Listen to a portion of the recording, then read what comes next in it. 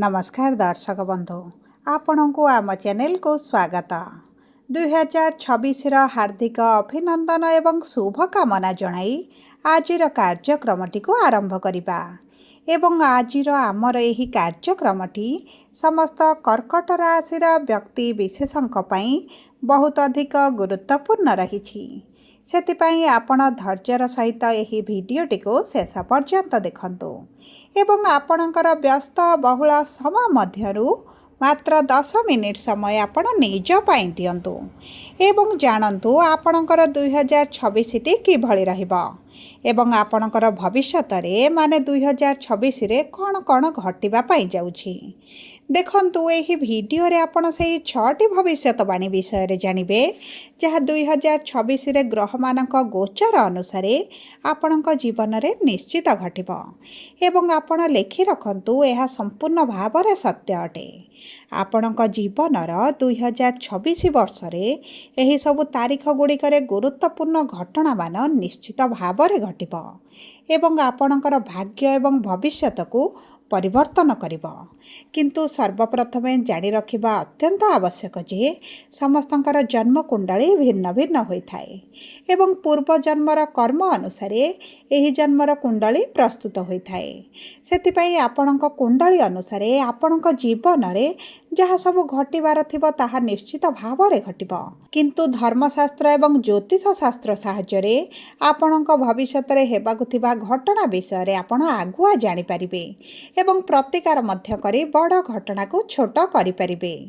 ता सहित देखंतु ग्रह मानकर गोचर जहाँ समस्त ब्रह्मांडर गोचर करूछंती से माने हमर समस्तक जीवन रे बड़ प्रभाव पकाई थांती। किछि ग्रहंकर गोचर राशि परिवर्तन आमको शुभ फल प्रदान करि थांती एवं किछि ग्रहंकर गोचर आमको अशुभ फल प्रदान करि थांती। सेतिपई एही 2026 रे आपण देखिबे आपणक जीवन रे बड़ परिवर्तन आसीबो। किंतु परिवर्तन खराब ना भल जानिबा पई आपण भिडियोटी को शेष पर्यंत देखंतु एवं शेष पर्यंत देखिले आपण निश्चित भाव रे जानिबे कोन रहिछि सेही 6टी भविष्यतवाणी जहाँ 2026 रे आपणक जीवन रे घटिबा पई जाउछि। किंतु भिडियोटी आरंभ करिबा पूर्वरु जदि आपणकर भी कर्कट राशि होइथाए एवं आपण भी ईश्वर को आंतरिक भक्ति एवं विश्वास करंती तबे भिडियोटी को लाइक करंतु। कमेंट बॉक्स रे जय जगन्नाथ जय माँ लक्ष्मी अवश्य लिखि दियंतु। ता सहित आम सह जोगाजोग करिबा पई वीडियोर मध्य भाग रे एक व्हाट्सएप नंबर टिए दिया जायछि जो नंबर साहाय्य आपण आम सह जोगाजोग करी निजर नूतन कुंडली प्रस्तुत करि परिबे कुंडली विश्लेषण कराई परिबे किंबा आपणकर चाकरी विवाह व्यवसाय प्रेम संपर्क शिक्षा स्वास्थ्य को नहीं किछि समस्या रहिछि ताहार सहजर एवं स्वल्प मूल्य रे समाधान करि परिबे। सेतिपई आपण आम सह वीडियोर शेष पर्यंत जोड़ी होई रुहंतु एवं व्हाट्सएप नंबर माध्यम रे आम सह जोगाजोग करंतु। एबे आसंतु कार्यक्रमटी को आग को बढ़ाइबा एवं सही 6टी भविष्यतवाणी विषय रे जानिबा जहाँ 2026 रे निश्चित घटिबो। किंतु आपण ध्यान देई बुझिबार अछि जे केउ क्षेत्र रे ही परिवर्तन गुड़िक घटिबो। आपणकर शिक्षा रे ना कैरियर रे ना प्रेम संपर्क रे ना वैवाहिक संपर्क रे ना आपणकर स्वास्थ्य रे। सेतिपई आपण टिके ध्यान देई देखंतु एवं बुझंतु। एबे आसंतु सर्वप्रथम जानिबा आपणक राशि रे नवग्रहंकर स्थितिटी एही 2026 प्रारंभरु किभଳି रहिबो। देखंतु आपणकर द्वितीय गृह रे केतु पंचम गृह रे बुध षष्ठ गृह रे मंगल शुक्र एवं सूर्य अष्टम गृह रे राहु नवम गृह रे शनि एवं द्वादश गृह रे गुरु विराजमान करिसंती। तेबे आसंतु जानिबा सर्वप्रथम भविष्यतवाणी विषय रे।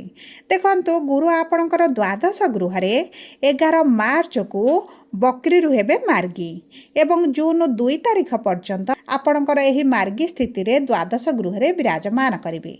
तेणु करी एही समय अवधि रे माने 11 मार्च परठारु जून 2 तारिख पर्यंत जो व्यक्ति माने विदेश रे रहउचंती किंबा विदेश जीवाकु चाहुचंती किंबा जो माने विदेश संबंधित किछि कार्य करूचंती वैदेशिक मुद्रा रोजगार करूचंती किंबा मेडिकल बा स्वास्थ्य सेवा सहित संबंधित रखिचंती स्वास्थ्य सेवार कार्यरत अछंती किंबा ट्राभेल टूरिस्ट रे कार्य करूछंती सेमानक पई तो बहुत अधिक शुभदायक समय रहिबो।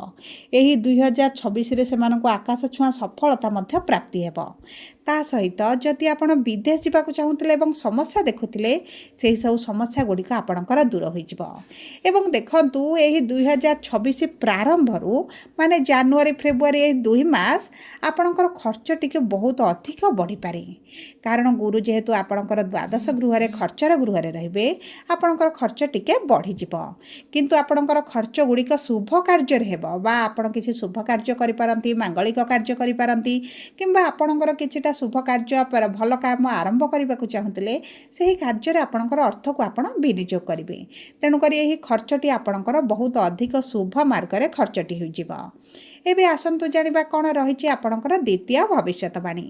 ଦେଖନ୍ତୁ ଯେଉଁମାନେ ପ୍ରେମ ସମ୍ପର୍କରେ ଅଛନ୍ତି ଏବଂ ସମ୍ପର୍କରେ ସମସ୍ୟା ଦେଖୁଥିଲେ, ବ୍ରେକଅପ୍ ଭଳି ପରିସ୍ଥିତି, ଝଗଡ଼ା, ମନମାଳିନ, ମତଭେଦ, ଦୂରତା ବଢ଼ିଯାଇଛି, କଥାବାର୍ତ୍ତା ବନ୍ଦ ଅଛି, ସେହିଭଳି ସମ୍ପର୍କରେ ମଧ୍ୟ ଆପଣ ପରିବର୍ତ୍ତନ ଦେଖିବେ ଏବଂ ଆପଣଙ୍କର ଯାହା ବି ପ୍ରେମ ସମ୍ପର୍କରେ ସମସ୍ୟା ରହିଛି ତାହା ଆପଣଙ୍କର ଦୂର ହୋଇଯିବ। ଆପଣମାନଙ୍କ ପାଇଁ ଏହି 2026 ବର୍ଷଟି ବହୁତ ଅଧିକ ଶୁଭଦାୟକ ଏବଂ ଲାଭଦାୟକ ରହିବ। କାରଣ ଦୀର୍ଘ 12 ବର୍ଷ ପରେ ଗୁରୁ ତାଙ୍କ ଉଚ୍ଚ ରାଶିକୁ ଗୋଚର କରିବେ ଏବଂ ପଞ୍ଚମ ଦୃଷ୍ଟି ଆପଣଙ୍କର ପ୍ରେମର ଗୃହକୁ ପ୍ରଦାନ କରିବେ। ଏହାର ଅର୍ଥ ହେଉଛି ପ୍ରେମର ଗୃହରେ ଯେହେତୁ ମଙ୍ଗଳଙ୍କର ରାଶି, ମଙ୍ଗଳଙ୍କର ଗୃହ ଏବଂ ଗୁରୁ ଯେହେତୁ ଶୁଭ ଗ୍ରହ ମଙ୍ଗଳଙ୍କ ଉପରେ ଦୃଷ୍ଟି ଦେବେ ମାନେ ଆପଣଙ୍କ ପ୍ରେମ ସମ୍ପର୍କରେ ଶୁଭ ପରିବର୍ତ୍ତନ ଆସିବ। ଆପଣ ଯଦି ପ୍ରେମ ବିବାହ କରିବା ପାଇଁ ଚାହୁଁଥିଲେ ତେବେ ଆପଣଙ୍କ ପାଇଁ ଜୁନ୍ 2 ତାରିଖ ପରଠାରୁ ବହୁତ ଅଧିକ ଶୁଭ ସମୟ ରହିଛି। ଆପଣଙ୍କର ବିବାହ ଜୁନ୍ 2ରୁ 31 ଅକ୍ଟୋବର ମଧ୍ୟରେ ନିଶ୍ଚିତ ଭାବରେ ହୋଇପାରେ। ଆପଣ ଯଦି ଚେଷ୍ଟା କରନ୍ତି ଆପଣଙ୍କ ପରିବାର ଲୋକଙ୍କ ସହମତିରେ ମଧ୍ୟ ଆପଣଙ୍କର ବିବାହ ହେବ। ତା ସହିତ ଯଦି ଆପଣ କୌଣସି ସମ୍ପର୍କରେ ନାହାନ୍ତି ତେବେ ଜୁନ୍ 2 ତାରିଖ ପରେ ଆପଣ କୌଣସି ଏକ ପ୍ରେମ ସମ୍ପର୍କରେ ଆସିପାରନ୍ତି, କୌଣସି ନୂତନ ସମ୍ପର୍କ ଆପଣଙ୍କର ଗଢ଼ି ହୋଇପାରେ ଏବଂ ତା ସହିତ ଆପଣଙ୍କ ସମ୍ପର୍କରେ ଯଦି କିଛି ନୂତନ ଦିଗା ଓ ନୂତନ ଦିଶା ଦେବାକୁ ଚାହୁଁଥିଲେ ତେବେ ଆପଣଙ୍କ ପାଇଁ ମଧ୍ୟ ଅତି ଉତ୍ତମ ରହିବ। ଏବେ ଆସନ୍ତୁ ଜାଣିବା କ'ଣ ରହିଛି ତୃତୀୟ ଭବିଷ୍ୟତବାଣୀ। ଦେଖନ୍ତୁ 2 ଜୁନ୍ ପରଠାରୁ 31 ଅକ୍ଟୋବର ପର୍ଯ୍ୟନ୍ତ ଗୁରୁ ଆପଣଙ୍କ ରାଶିରେ ମାନେ ଆପଣଙ୍କ କର୍କଟ ରାଶିରେ ଉଚ୍ଚ ସ୍ଥିତିରେ ରହି ଭାଗ୍ୟର ଗୃହକୁ ନବମ ଦୃଷ୍ଟି ପ୍ରଦାନ କରିବେ ଏବଂ ଭାଗ୍ୟର ଗୃହ ହେଉଛି ଗୁରୁଙ୍କର ସ୍ୱୟଂର ଗୃହ। ତେଣୁକରି ଆପଣଙ୍କ ଭାଗ୍ୟ ଆପଣଙ୍କ ଠାରୁ 2 ପାଦ ଆଗରେ ରହିବ। ତା ସହିତ ଆପଣ ଯଦି ଭାଗ୍ୟକୁ ସାଥିରେ ଧରି ଚାଲିବେ ଆପଣଙ୍କ କର୍ମ ଅପେକ୍ଷା ଆପଣଙ୍କ ଭାଗ୍ୟ ଅଧିକ ଆପଣଙ୍କୁ ସପୋର୍ଟ କରିବ। ଯଦି ଆପଣ କିଛି କାର୍ଯ୍ୟ ଭାଗ୍ୟ ଭରସାରେ କରିବେ ତେବେ ନିଶ୍ଚିତ ସେଥିରେ ସଫଳତା ପ୍ରାପ୍ତି କରିବେ ଏବଂ ଆପଣଙ୍କର ବଡ଼ରୁ ବଡ଼ କାର୍ଯ୍ୟ ମଧ୍ୟ ଆପଣଙ୍କର ବହୁତ ସହଜରେ ହୋଇଯିବ। କିଛି ବଡ଼ ଡିଲ୍ ଆପଣଙ୍କୁ ମିଳିପାରେ, ବଡ଼ କାର୍ଯ୍ୟ ଆପଣ ଆରମ୍ଭ କରିପାରନ୍ତି। କର୍ମକ୍ଷେତ୍ରରେ ଆପଣଙ୍କର ମାନ ସମ୍ମାନ ବୃଦ୍ଧି ହେବ ଏବଂ କର୍ମକ୍ଷେତ୍ରରେ ଯଦି ଆପଣ କିଛି ଉଚ୍ଚ ପରିବର୍ତ୍ତନ ଚାହୁଁଥିଲେ ସେଥିରେ ମଧ୍ୟ ଆପଣଙ୍କୁ ସଫଳତା ମିଳିବ। ତା ସହିତ ଆପଣଙ୍କୁ କିଛି ବଡ଼ ସକ୍ସେସ୍ ମିଳିବାର, ବହୁତ ବଡ଼ ଆଚିଭମେଣ୍ଟ ମିଳିବାର ମଧ୍ୟ ବହୁତ ଅଧିକ ଯୋଗ ବନୁଛି। ତା ସହିତ ଯଦି ଆପଣଙ୍କର କିଛି କାର୍ଯ୍ୟରେ ବା କୌଣସି ଏକ ଜାଗାରେ ଫସିକି ରହିଥିଲେ ଦୀର୍ଘ ଦିନ ହେଲା ଏବଂ ସେଥିରୁ ବାହାରିବାକୁ ଚାହୁଁଥିଲେ ତେବେ ଆପଣ ନିଶ୍ଚିତ ଭାବରେ ସେଥିରୁ ମୁକୁଳି ଯିବେ, ସେଥିରୁ ବାହାରି ଯିବେ। ମୋଟାମୋଟି ଭାବେ କହିବାକୁ ଗଲେ ଆପଣଙ୍କର ଭାଗ୍ୟ ଚମକିବା ଆରମ୍ଭ କରିବ। ଜୁନ୍ 2 ତାରିଖ ପରଠାରୁ ଭାଗ୍ୟ ଆପଣଙ୍କ ସାଥ ଦେବ। ଏବେ ଆସନ୍ତୁ ଜାଣିବା କ'ଣ ରହିଛି ଚତୁର୍ଥ ଭବିଷ୍ୟତବାଣୀ। ଦେଖନ୍ତୁ ଶନି ଆପଣଙ୍କ ଭାଗ୍ୟର ଗୃହରେ ସମ୍ପୂର୍ଣ୍ଣ ବର୍ଷଟି ବିରାଜମାନ କରିବେ ଏବଂ ଆପଣଙ୍କର ତୃତୀୟ ଏବଂ ଷଷ୍ଠ ଗୃହକୁ ଦୃଷ୍ଟି ପ୍ରଦାନ କରିବେ। ଏହାର ଅର୍ଥ ହେଉଛି ଷଷ୍ଠ ଗୃହ ଯେହେତୁ ଆପଣଙ୍କ ରୋଗ, ଋଣ, ରିପୁର ଗୃହ, ଆପଣଙ୍କର ପେଟରେ ସମସ୍ୟା, ଆପଣଙ୍କ କାନ୍ଧରେ ସମସ୍ୟା, ଆଣ୍ଠୁ ଗଣ୍ଠିରେ ସମସ୍ୟା ଦେଖିପାରନ୍ତି।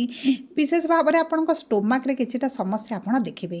ଇନଫେକ୍ସନ୍, ଆଲର୍ଜି ହୋଇପାରେ, ଚର୍ମ ସମସ୍ୟା ଦେଖାଦେଇପାରେ ଏବଂ ଏହିଭଳି ଛୋଟ ଛୋଟ ସମସ୍ୟା ଆପଣଙ୍କ ଜୀବନରେ ତ ନିଶ୍ଚିତ ଭାବରେ ଏହି 2026ରେ ଆପଣ ଅନୁଭବ କରିବେ।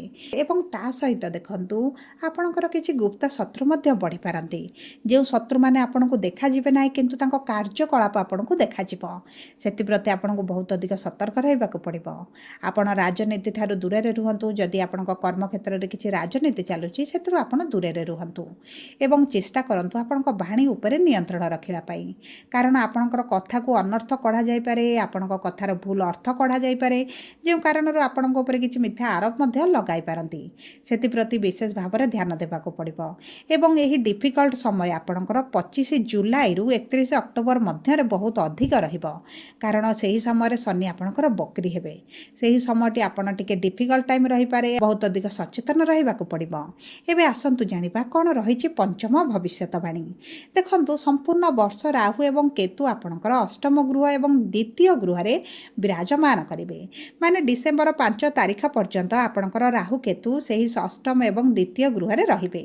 ମାନେ ଆପଣ ଯଦି ନିଜ ଚଳାଚଳରେ, ଆପଣଙ୍କ ଚାଲିରେ, ଆପଣଙ୍କ ଗୋଚରରେ, ଆପଣଙ୍କର ଯାତାୟାତରେ ଯଦି ଧ୍ୟାନ ନ ଦେବେ, ତେବେ ଆପଣଙ୍କର ଖସିକି ପଡ଼ିଯିବା କିମ୍ବା ଗୋଡ଼ ଖସିଯିବା କିମ୍ବା ଗୋଡ଼ରେ କିଛି ଆଘାତ ପାଇବା କିମ୍ବା କିଛି ନା କିଛି ଛୋଟ ବଡ଼ ସମସ୍ୟା ଆପଣଙ୍କର ଦେଖାଦେଇପାରେ। କାରଣ ରାହୁ ଅଷ୍ଟମରେ ବିରାଜମାନ ହେଲେ ଏହିଭଳି ଛୋଟ ବଡ଼ ଯୋଗ ବା ଅନିଷ୍ଟ ଆପଣଙ୍କର ବନାଇଥାନ୍ତି। କିନ୍ତୁ ଦଶା ମହାଦଶା ଯଦି ଆପଣଙ୍କର ଭଲ ଚାଲିଥିବ, ତେବେ ଏଭଳି କିଛି ସମସ୍ୟା ଆପଣ ଦେଖିବେ ନାହିଁ। ତଥାପି ବି କିଛିଟା ଛୋଟ ବଡ଼ ଆଘାତ ଲାଗିପାରେ, ସେଥିପାଇଁ ଆପଣଙ୍କୁ ଟିକେ ଜଗିକି ଚଳିବାକୁ ପଡ଼ିବ। ତାହା ସହିତ ଆପଣଙ୍କର ଡାଇଜେସନରେ ସମସ୍ୟା ଦେଖା ଦେଇପାରେ, ଗ୍ୟାସ୍ ହେଇପାରେ, ଗ୍ୟାଷ୍ଟ୍ରିକ୍ ଭଳି ସମସ୍ୟା ମଧ୍ୟ ଆପଣଙ୍କର ବାହାରିପାରେ। ଯଦି ପୂର୍ବରୁ ଅଛି ତାହା ମଧ୍ୟ ଆପଣଙ୍କର ବଢ଼ିପାରେ। ସେଥିପ୍ରତି ଆପଣଙ୍କୁ ଟିକେ ଦୃଷ୍ଟି ଦେବାକୁ ପଡ଼ିବ। କିନ୍ତୁ ଆପଣଙ୍କ କଥାରେ ଚାଲାକି ବଢ଼ିଯିବ, ଚତୁରତା ବଢ଼ିଯିବ, ଆପଣ କଥା କହି କାର୍ଯ୍ୟ ମଧ୍ୟ ହାସଲ କରିବେ। କାରଣ କେତୁ ଆପଣଙ୍କ ବାଣୀର ଗୃହ ଦ୍ୱିତୀୟ ଗୃହରେ ଥିବାରୁ ଆପଣଙ୍କର ଜ୍ଞାନରେ ବୃଦ୍ଧି ଘଟିବ, କିଛି ଗୁପ୍ତ ଜ୍ଞାନ ପାଇବେ କିମ୍ବା ଆପଣ ଯଦି ରିସର୍ଚ୍ଚ ଫିଲ୍ଡରେ କାର୍ଯ୍ୟ କରୁଛନ୍ତି ସେଥିରେ ଆପଣଙ୍କୁ ସଫଳତା ମିଳିବ, ଉଚ୍ଚଶିକ୍ଷା ଆପଣ କରିପାରନ୍ତି। ଦେଖନ୍ତୁ, ସବୁ ଅଶୁଭ ସହିତ ମଧ୍ୟ କିଛିଟା ଶୁଭ ଫଳ ରାହୁ ଆପଣଙ୍କୁ ପ୍ରଦାନ କରିବେ। ଏବେ ଆସନ୍ତୁ ଜାଣିବା କ'ଣ ରହିଛି ଷଷ୍ଠ ବା ଅନ୍ତିମ ଭବିଷ୍ୟତବାଣୀ। ଦେଖନ୍ତୁ, ଏହି ବର୍ଷ ସନ୍ତାନ ପ୍ରାପ୍ତି ପାଇଁ ବହୁତ ଅଧିକ ଶୁଭ ସମୟ ରହିଛି। କାରଣ ଗୁରୁ ସନ୍ତାନର କାରକ ଗ୍ରହ ହୋଇ ସନ୍ତାନର ଭାବକୁ, ଆପଣଙ୍କର ଭାଗ୍ୟର ଭାବକୁ ପଞ୍ଚମ ଏବଂ ନବମ ଦୃଷ୍ଟି ପ୍ରଦାନ କରିବେ। ଯେଉଁମାନେ ସନ୍ତାନ ପ୍ରାପ୍ତିର ଅପେକ୍ଷାରେ ଥିଲେ ସେମାନଙ୍କୁ ସନ୍ତାନ ସୁଖ ପ୍ରାପ୍ତି ହୋଇଯିବ। ତାହା ସହିତ ଦୀର୍ଘ 12 ବର୍ଷ ପରେ ଗୁରୁ ଆପଣଙ୍କ ରାଶିକୁ ଚଳିବେ, ମାନେ ଆପଣଙ୍କର ମନସ୍କାମନା ପୂରଣ କରିବେ। ତେଣୁକରି ଜୁନ୍ 2 ତାରିଖ ପରଠାରୁ ଅତି ଉତ୍ତମ ସମୟ ରହିବ ଆପଣଙ୍କ ସନ୍ତାନ ପ୍ରାପ୍ତି ପାଇଁ। ଏବଂ ମନେ ରଖନ୍ତୁ, ଏହିଭଳି ସମୟ ଆପଣଙ୍କ ଜୀବନରେ ଆଉ ଥରେ ଆସିବ ନାହିଁ। ସେଥିପାଇଁ ଚେଷ୍ଟା କରନ୍ତୁ, ଡାକ୍ତରଙ୍କ ସହ ଯୋଗାଯୋଗ କରନ୍ତୁ। ନିଶ୍ଚିତ ଭାବରେ ଆପଣ ସଫଳତା ପାଇବେ, ସନ୍ତାନ ସୁଖ ପ୍ରାପ୍ତି କରିବେ। ତାହା ସହିତ ଯେଉଁ ବିଦ୍ୟାର୍ଥୀମାନେ ଶିକ୍ଷା କ୍ଷେତ୍ରରେ ସମସ୍ୟା ଦେଖୁଥିଲେ ସେମାନଙ୍କ ସମସ୍ୟା ଗୁଡ଼ିକ ଦୂର ହୋଇଯିବ। 2024ରେ ଉଚ୍ଚ କୋଟିର ସଫଳତା ସେମାନଙ୍କୁ ପ୍ରାପ୍ତ ହେବ। ଆପଣଙ୍କ ମନପସନ୍ଦର ଚାକିରି ଆପଣଙ୍କୁ ମିଳିଯିବ, ଚାକିରିରେ ପ୍ରମୋସନ୍ ମିଳିବ। କିମ୍ବା ଆପଣ ଯଦି ସରକାରୀ ଚାକିରି ପାଇଁ ଚେଷ୍ଟା କରୁଛନ୍ତି, ତେବେ ଆପଣଙ୍କର ତ ସରକାରୀ ଚାକିରି ନିଶ୍ଚିତ ଭାବରେ ହୋଇଯିବ। କାରଣ ସୂର୍ଯ୍ୟ ଆପଣଙ୍କ ଧନର ଗୃହର ସ୍ୱାମୀ ହୋଇ ଆପଣଙ୍କର 2026 ଯେହେତୁ ସୂର୍ଯ୍ୟଙ୍କର ବର୍ଷ, ଆପଣଙ୍କର ଧନ ଧାନ୍ୟରେ ବୃଦ୍ଧି କରିବେ। ଆପଣଙ୍କର ଚାକିରି, ଗଭର୍ଣ୍ଣମେଣ୍ଟ ରିଲେଟେଡ୍ କାର୍ଯ୍ୟଗୁଡ଼ିକ ନିଶ୍ଚିତ ଭାବରେ ଆପଣଙ୍କୁ ସଫଳତା ପ୍ରଦାନ କରିବେ। ଆପଣଙ୍କର ଚେଷ୍ଟା ଜାରି ରଖନ୍ତୁ, ନିଶ୍ଚିତ ଭାବରେ ଶୁଭ ଫଳ ପ୍ରାପ୍ତି କରିବେ। କିନ୍ତୁ ସବୁ ପରେ ଅଶୁଭତ୍ୱକୁ ଦୂର କରି ଶୁଭାଶୁଭ ଫଳକୁ ବୃଦ୍ଧି ପାଇଁ ଆପଣ ପ୍ରତିଦିନ ଓମ୍ ନମଃ ଶିବାୟ ମନ୍ତ୍ର 108 ଥର ପାଠ କରନ୍ତୁ। ସୂର୍ଯ୍ୟ ଅସ୍ତ ପରେ ଚନ୍ଦ୍ରଙ୍କର ବୀଜ ମନ୍ତ୍ର 108 ଥର ଜପ କରନ୍ତୁ। ସୂର୍ଯ୍ୟଙ୍କୁ ପ୍ରାତଃ ସମୟରେ ଜଳ ଅର୍ପଣ କରନ୍ତୁ। ହନୁମାନ ଚାଳିଶା ପ୍ରତିଦିନ ପାଠ କରନ୍ତୁ। ଯଦି ଆପଣଙ୍କର କର୍କଟ ରାଶି ହୋଇଥାଏ, ଭିଡ଼ିଓଟି କିଭଳି ଲାଗିଲା କମେଣ୍ଟ ବକ୍ସରେ ଲେଖି ଜଣାନ୍ତୁ।